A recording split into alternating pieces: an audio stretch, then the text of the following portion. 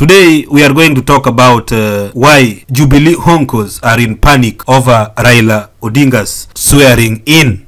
Now, when Raila Odinga was to be sworn in on December 12, 2017, the Mount Kenya Mafia cartel that has now rigged 3 successive elections went into panic mode. They then conspired with agents of Western imperialism, aka the international community, to put forward a fake proposal for a NASA Jubilee talks that was supposed to buy time for Jubilee and apparently resolve the political crisis. Fortunately for NASA supporters who want nothing short of Raila being sworn in, the talks collapsed, and now Raila swearing in is back on track. The political wheeling and dealing aside, why is Jubilee in constant state of panic over Raila Odinga's swearing in? Why is Uhuru Kenyatta having sleepless nights over the idea of the people's assemblies? And why is the Mount Kenya Mafia cartel shitting on their pants over Raila's swearing in? The following are 10 major issues at play. 1. The biggest problem is that once Raila Odinga is sworn in, the stark reality of 2 governments in Kenya will be created.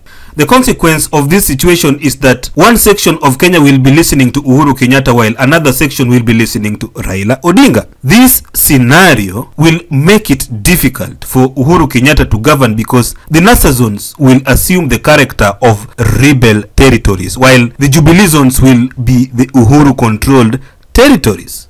Jubilee is in panic because life will generally become very difficult for Uhuru Kenyatta. 2. Even without Raila being sworn in, 16 counties in the Republic of Kenya, the latest having been Kisii, have officially voted not to recognize Uhuru Kenyatta as the President of the Republic of Kenya. If Raila is sworn in, millions of Kenyans in these counties will unofficially have someone they call their president. The problem with this arrangement is that Uhuru Kenyatta will not be able to operate in NASA zones because of hostility. Jubilee is in panic because the lack of recognition of Uhuru Kenyatta as president of the whole of Kenya will undermine Uhuru's authority and convert him into a lame duck president. 3. In social media, the People's Republic of Kenya is already a reality as far as a map and a flag of the new republic is concerned. The swearing in of Raila Odinga will add a 3rd dimension to this republic in the sense that it will give it a president with or without recognition from the international community. Jubilee is in panic because when this happens, there will be no opposition in parliament because officially NASA is supposed to be the official opposition.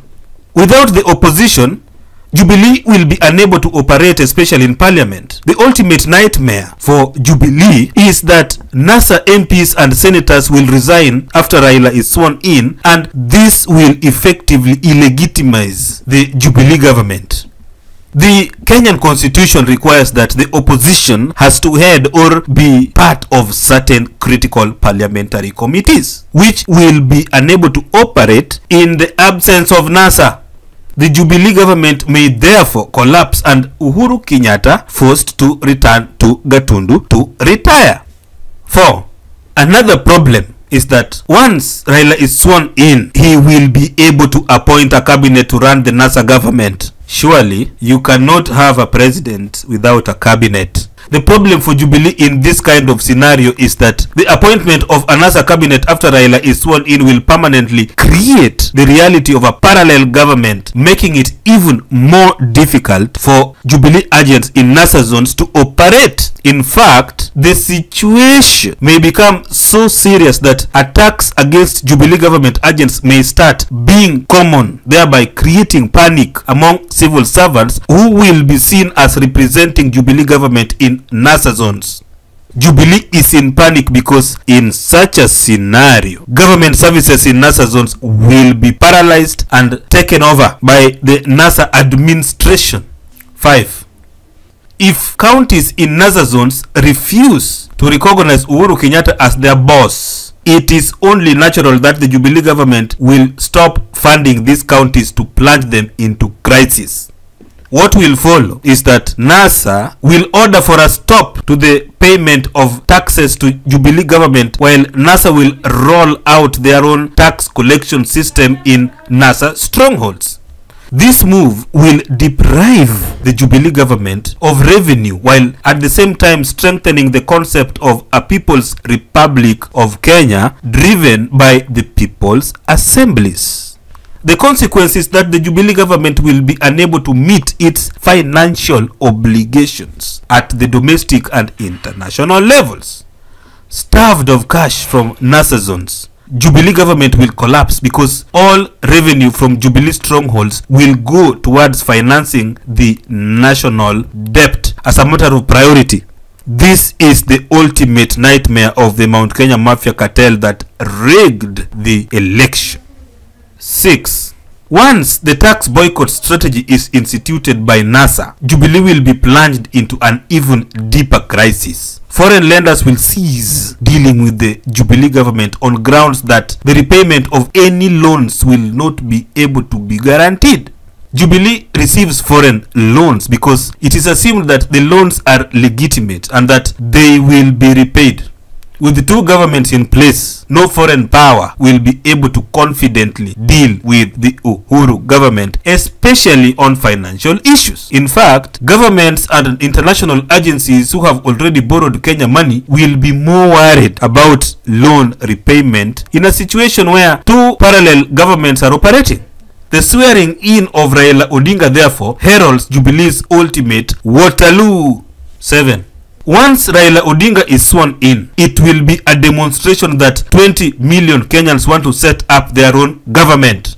Given Kenya's population of 45 million, this is half of the Kenyan population, and the secession issue will be impossible to ignore. The major worry of Jubilee is that the swearing in of Raila Odinga will effectively trigger the legal secession process of NASA zones to begin in earnest. What this means is that the secession issue will be brought before various international institutions qualified to examine self-determination issues from different counties. With the massive support for secession at the domestic level, Jubilee will have no chance of countering the process, and regardless of how long it takes, Kenya will be divided. This is why Jubilee is worried. 8. Obviously, Jubilee will oppose any move towards secession. This opposition will open the way for constant political action, including demonstrations, boycotts, sit-ins, more agitation, and most importantly, civil disobedience. The result is that the Kenyan economy will be disrupted in a way that has never been seen before. Jubilee is extremely worried about Raila swearing in because if it happens, what is today known as the Jubilee government will be paralyzed beyond salvage. This dilemma explains why Jubilee has been threatening Raila with treason charges and death by hanging. Sadly, these are just threats because deep down their political consciousness, the most informed Jubilee honkos know that even the act of arresting Raila Odinga, leave alone hanging him, is tantamount to political suicide of the entire Jubilee establishment. If we assume that Kenya is a country drenched in petrol, arresting Raila Odinga will be tantamount to lighting that petrol, and you can imagine what will happen. 9. It is almost likely that Jubilee will try to use its security forces to try and suppress the clamor for secession in NASA strongholds. While this strategy could work on a short term, the consequence from the NASA leadership will be the option of setting up a clandestine military wing of the National Resistance Movement to deal with violence from the armed Jubilee state. The idea of setting up NASA's military wing will begin to take shape, not just in the minds of the NASA leadership, but also in the minds of NASA supporters, who will be the main victims of any Jubilee military operations in NASA strongholds. For Jubilee, this will be a big problem because it will be impossible to contain 20 million people seeking to arm themselves for reasons of self-determination. 10. when it is finally clear that Kenya is heading towards a split, and depending on the level of violence from the Jubilee state, NASA will be free to begin soliciting for economic and military help from friendly states, either overtly or clandestinely. Jubilee has reason to worry because at this stage, the clamour for secession will be irreversible, while Jubilee will be the party that will stand to lose in such a scenario. The Jubilee dream of ruling Kenya for the next 100 years will melt into thin air, while William Ruto's dream of becoming president of the Republic of Kenya in 2022 will also evaporate. Under the circumstances, the swearing in of Raila Odinga will continue to be a big headache for Jubilee, which will continue to be in a permanent state of panic and anxiety. If NASA's leadership does not betray their followers, NASA supporters have much more to live for. The swearing in of Raila Odinga is the only indication left that Canaan is real, and that at this point in time, NASA supporters have already crossed the River Jordan.